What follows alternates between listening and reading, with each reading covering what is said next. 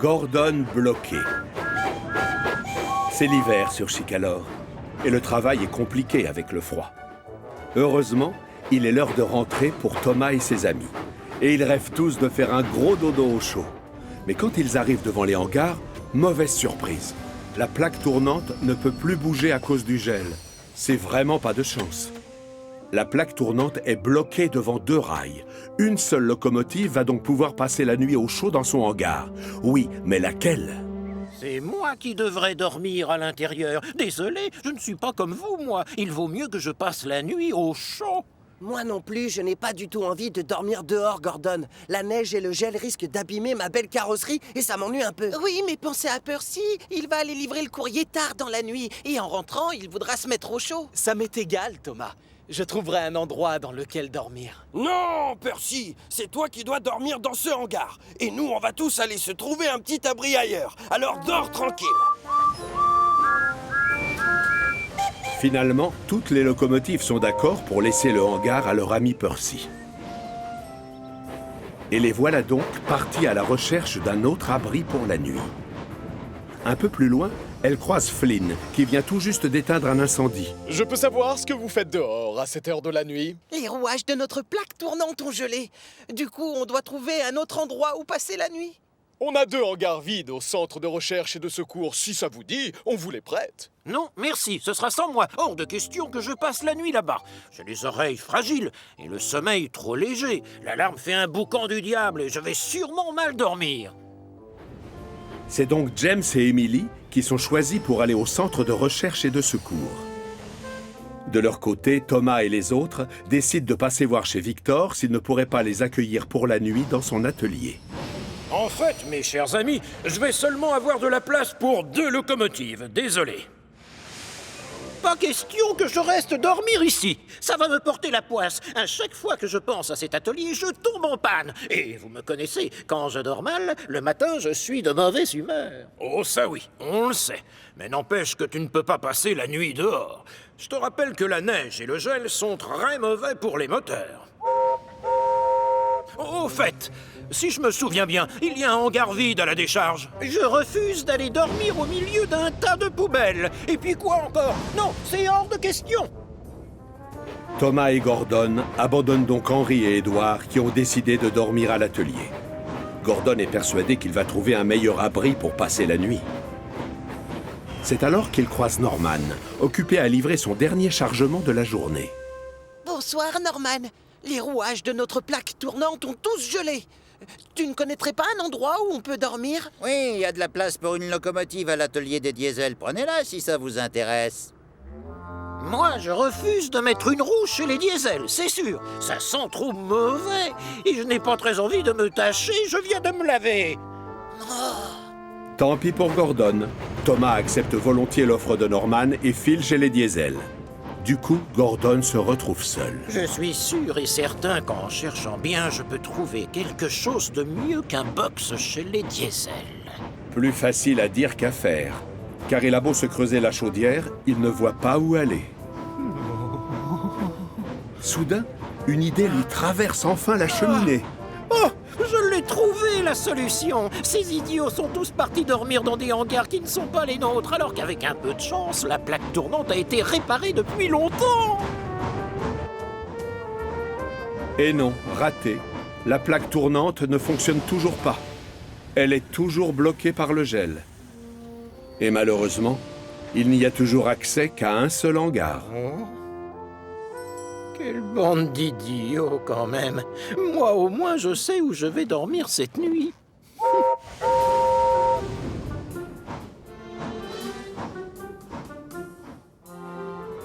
Tard dans la nuit, Percy revient à la gare de triage après avoir livré tous les sacs de courrier. Le pauvre n'a qu'une seule envie, c'est de se reposer. Hélas, le hangar est déjà occupé. Gordon, Hein? Oui, quoi? Je suis en train de dormir. fais-moi de la place. Allez, pousse-toi. Je suis trop fatigué pour me chercher un autre hangar. Mais faudra bien pourtant. Tu vois bien que ce box est trop petit pour contenir 2 locomotives. Si tu veux passer la nuit au chaud, moi je te conseille d'aller voir Whiff. Il y a une place de libre dans sa décharge. Percy est loin d'être emballé par cette idée. Mais il est trop épuisé pour se disputer avec Gordon. Il part donc à la décharge pour prendre un repos bien mérité. De son côté, Gordon est absolument ravi d'avoir la gare de triage pour lui tout seul. Ça me donnerait presque envie de demander au gros contrôleur si je ne pourrais pas avoir un hangar rien que pour moi. C'est tellement plus tranquille ici sans les autres locomotives qui parlent tout le temps et qui m'ennuient avec leurs histoires sans importance. Hein? Malheureusement, pour le calme et la tranquillité, il faudra repasser. Les ouvriers continuent de réparer la plaque tournante et ils font beaucoup de bruit. Impossible de fermer l'œil dans ces conditions. Gordon est furieux. Le matin arrive sans qu'il ait pu se reposer. Et comme d'habitude, son conducteur s'active à préparer sa chaudière pour la journée de travail qui les attend. Hurrah! On a terminé! On peut être fiers de nous! Bonne nouvelle, la plaque tournante est à nouveau en état de marche. Enfin, j'ai parlé trop vite. Après avoir fait à peine un quart de tour, elle se bloque encore une fois à cause du gel. Stop! Arrête-toi, Gordon! Non, stop, ne recule pas! Surpris, Gordon manque d'en avaler son sifflet. On ne plaisante pas avec les horaires quand on est en charge de l'Express. Oui, mais voilà, la plaque tournante est toujours bloquée. Personne n'arrive à la faire bouger. Du coup, Gordon reste coincé dans son hangar. Oh, quelle humiliation! Et les choses ne sont pas près de s'arranger. Le gros contrôleur arrive pour avoir des explications. Les passagers de l'Express sont allés se plaindre du retard. Dis, je peux savoir ce que tu fais là? Édouard m'a dit que c'était Percy qui devait dormir ici, à la gare de triage. Oh, je suis désolé, monsieur, mais moi aussi j'avais envie de dormir au chaud cette nuit. Percy n'a pas protesté d'ailleurs. C'est tout de même pas de ma faute s'il a encore gelé. Hein? Tiens, en voilà un qui a l'air d'avoir passé une bonne nuit. Salut, comment ça va tout le monde? Je sais ce que l'on va faire. Percy va s'atteler au wagon de James pour une journée, et c'est James qui ira s'occuper de l'Express. Mais c'est moi qui suis en charge de l'Express. Je ne peux pas te confier ta mission habituelle puisque je te rappelle que tu es coincé dans ce hangar. Le gros contrôleur décide de rester à la gare de triage pour superviser les travaux de réparation. Gordon, lui, n'a pas d'autre choix que de prendre son mal en patience. Je donnerais n'importe quoi pour sortir d'ici et aller faire mon travail, comme la locomotive efficace que je suis vraiment. Après une nuit d'efforts, la plaque tournante est à nouveau en état de marche. Ça fonctionne! On peut être fiers de nous! Ouais. Gordon est ravi. Il peut enfin sortir de son hangar. Seulement le temps a passé et il fait déjà nuit. Les autres locomotives reviennent déjà de leur journée de travail. Gordon est terriblement déçu. C'est affreux, mais je n'ai pas pu me rendre utile de toute la journée et j'ai honte, sachez-le. Oh, mais si tu tiens à te racheter, mon cher Gordon, j'ai une proposition à te faire. Si tu veux, c'est toi qui t'occuperas des wagons de la poste ce soir. Oh non! Ça, c'est un travail pour une petite locomotive, pas pour moi, voyons. Faux, Gordon. La roue a tourné, comme dit le dicton. Alors ce soir, c'est toi qui iras jouer les facteurs. Un point, c'est tout. Quelle humiliation. 1,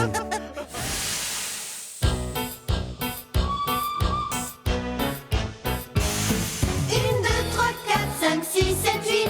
Les jolies locomotives, rouge et verte, marron et bleu. Toute l'équipe brille de mille feux. Chacune a son rôle à jouer, toujours partante pour nous aider. Avec Thomas et ses amis, la vie nous sourit. Thomas, le plus culotté,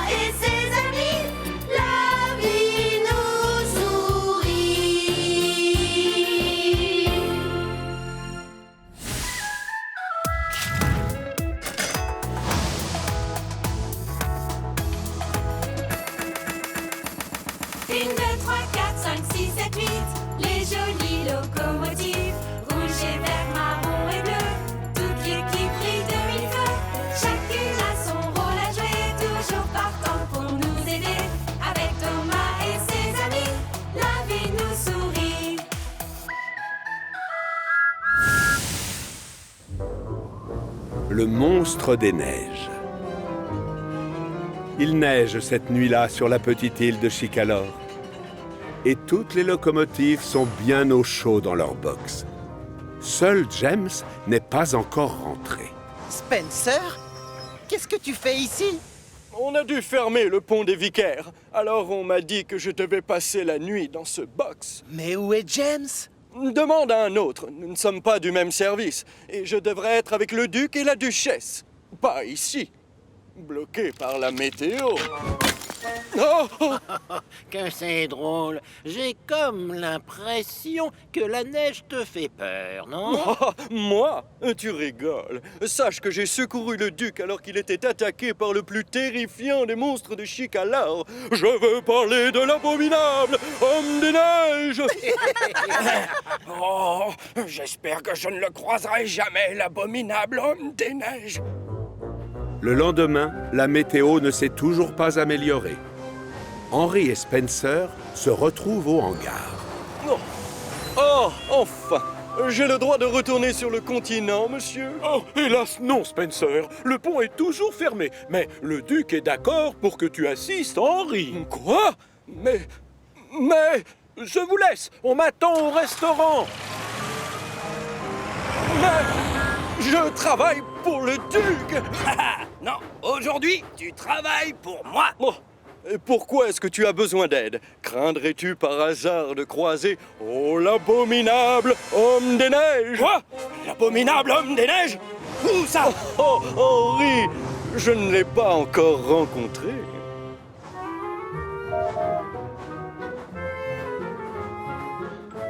La neige provoque aussi des embouteillages sur les routes, ce qui n'arrange pas du tout le gros contrôleur. Oh, maman va être en colère. Oh, je la connais. Il décide alors de prendre un raccourci. Et c'est la catastrophe.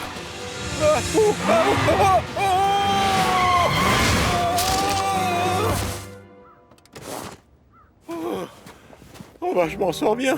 Je fais quoi maintenant?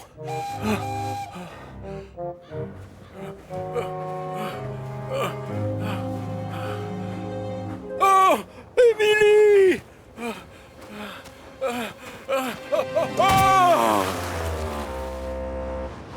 La dernière fois que j'ai roulé dans la neige, c'était quand j'ai sauvé le duc des griffes de l'abominable homme de neige. Oh.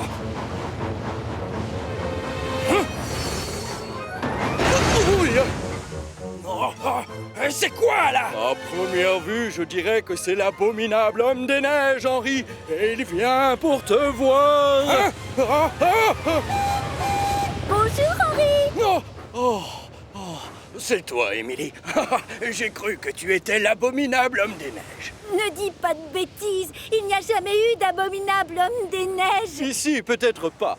Mais on ne sait jamais ce qui se cache dans un virage.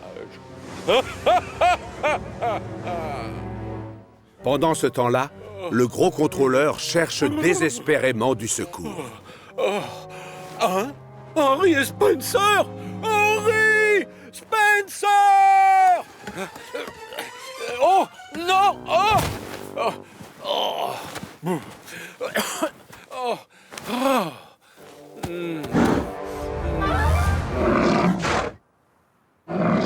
Oh!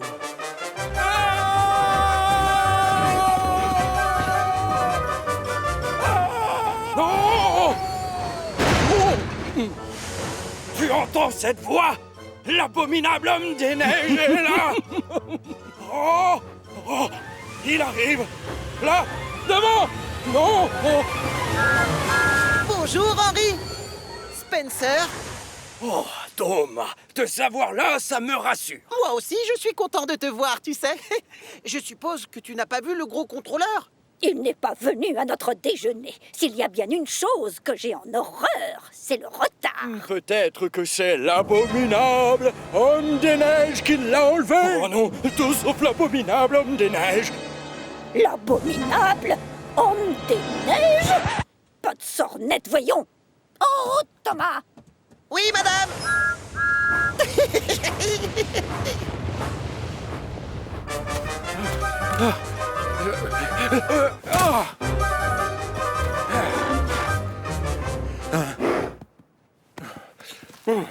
Oh? Hein? Oh! Oh! Thomas! Je suis là! Oh! Oh! Oh! Oh! Oh! Oh! Henry et Spencer sont presque arrivés à la ville des Vicaires quand soudain... Oh! Oh! Spencer! Oh! J'ai très peur! Tu n'as aucune raison. Comme garde du corps, tu as la locomotive du duc. Ah! Ah!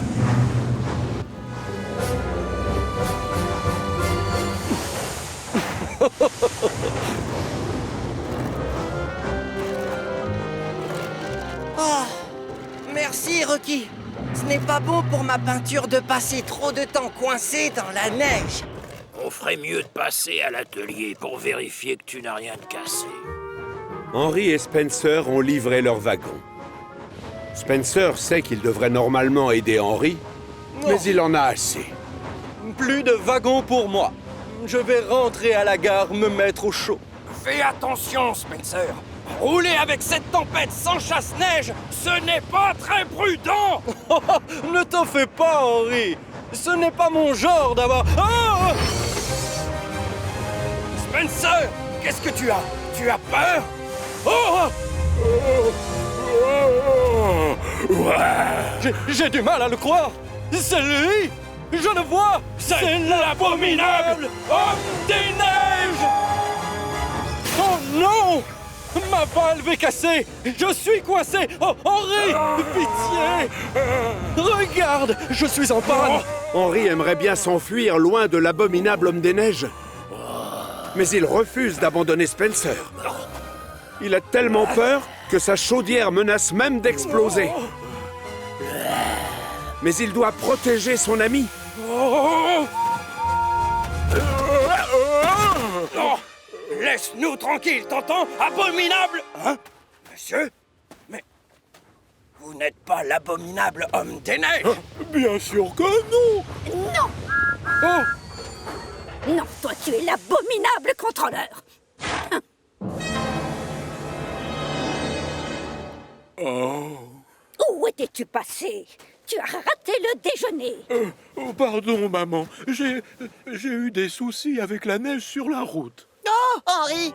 Tu t'es montré très courageux. Je te félicite. C'est toi qui as sauvé Spencer des griffes de l'abominable homme des neiges.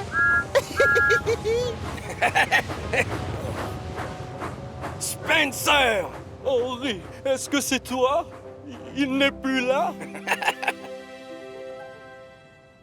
Et c'est alors que l'abominable homme des neiges a crié. Il ne m'a pas fait peur, bien sûr. Je suis au service du duc. Je ne crains rien. Heureusement, toutes les locomotives savent qu'en réalité, c'est Henry et non Spencer qui a fait preuve de courage et qui s'est montré utile et efficace. Bonne nuit, Spencer. Attention à l'abominable marchand de sable.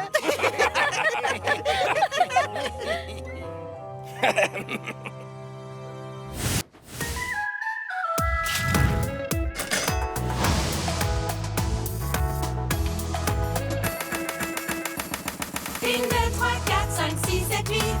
Les jolies locomotives, rouge et vert, marron et bleu. Toute l'équipe brille de mille feux.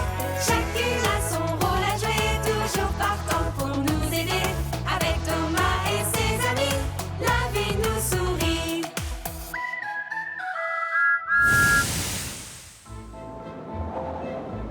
Vive la neige! La météo est à la tempête de neige sur Chicalor. Certaines lignes sont même bloquées et les locomotives ont du mal à faire leur travail. Cette neige m'empêche de livrer mon courrier, et ça, c'est pénible. Roule doucement surtout, Percy! Oh! Je déteste quand les rails sont glissants! Si la neige continue de tomber comme ça, le gros contrôleur risque d'être obligé de fermer toutes les lignes. Oh!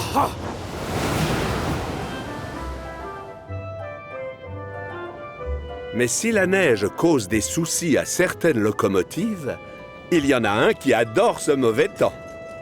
Wouhou! Que c'est patron. Il y en a des centaines, des millions. Non, une infinité. Plus un autre. Kevin? Kevin? Où es-tu? Je suis là, patron. Rentre te mettre au chaud tout de suite. Oh. Ah, patron, c'est drôlement joli là dehors.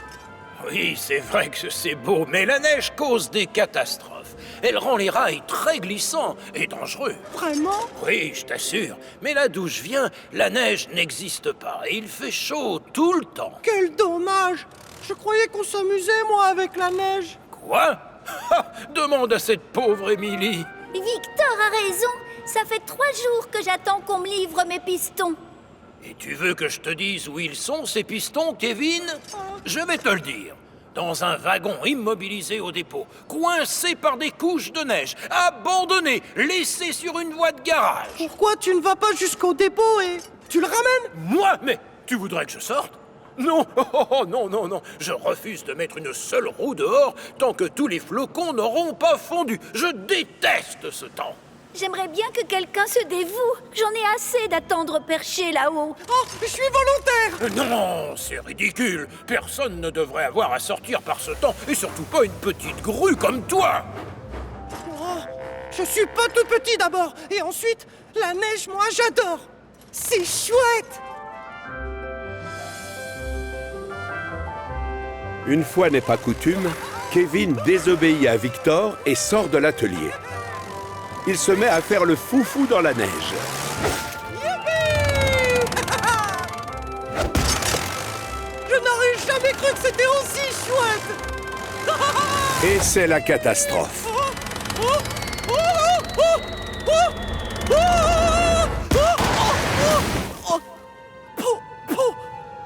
Oh non! Je suis coincé! Oh non!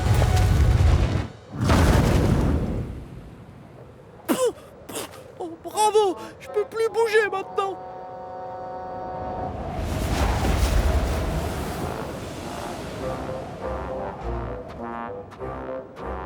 Oh, misère! Oh, Thomas, cette météo nous cause toutes sortes de problèmes. Il y a des voies bloquées, des wagons coincés et Émilie qui est immobilisée chez Victor. Je peux peut-être vous aider, monsieur? Oui, j'aimerais que tu ailles au dépôt aider le wagon qui a les pistons d'Émilie et l'emmener ensuite chez Victor. Pas de problème, chef. Ça, je peux le faire. Merci, Thomas. Roule prudemment. Le temps ne fait qu'empirer et le pauvre Thomas a du mal à avancer dans ce tourbillon de neige. Kevin? Kevin? Hé, où es-tu? Émilie, tu as vu Kevin? De là où je suis, non, je ne le vois pas. Peut-être qu'il est allé au dépôt chercher mes nouveaux pistons. Quoi? Mais tu penses qu'il est allé dehors? Il avait l'air d'aimer la neige. Oh, Kevin, mon brave petit assistant. Il ne supportera pas la force de ce blizzard. J'ai intérêt à le retrouver. Mais tu détestes la neige, Victor. Victor! J'ai la neige en horreur, je l'admets. Mais le pauvre Kevin est seul dehors et il a peut-être besoin d'aide. Reste au chaud, Émilie. Je reviens très vite. Victor! Mon ami, j'arrive te sauver, alors tiens bon. Victor, tu m'entends? Je suis là dehors. Oh. Oh non, là ils me trouveront jamais. Thomas repart du dépôt avec les nouveaux pistons d'Émilie, pile au moment où Victor arrive dans l'autre sens. Tiens bon, mon jeune ami, j'arrive. Enfin. Bien, je n'ai plus qu'à passer chez Victor. Kevin! Où es-tu?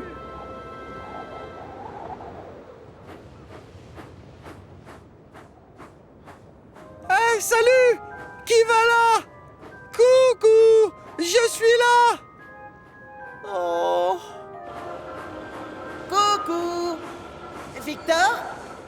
Je viens livrer les pistons. Victor? Kevin? Bonjour, Thomas. Ah, Émilie, tu es là-haut. Mais où est Victor? Il a dû sortir pour chercher Kevin. Il a quoi? Oh, mais la tempête de neige fait rage dehors. Kevin et Victor peuvent être n'importe où. Oh non! Oh, personne ne me voit et ils ne m'entendent pas non plus. Kevin, tu vas t'en sortir tout seul, d'accord? Oh, oh, j'ai réussi! Oh, j'ai réussi! Peut-être qu'on... Oh! C'est quoi ce bruit?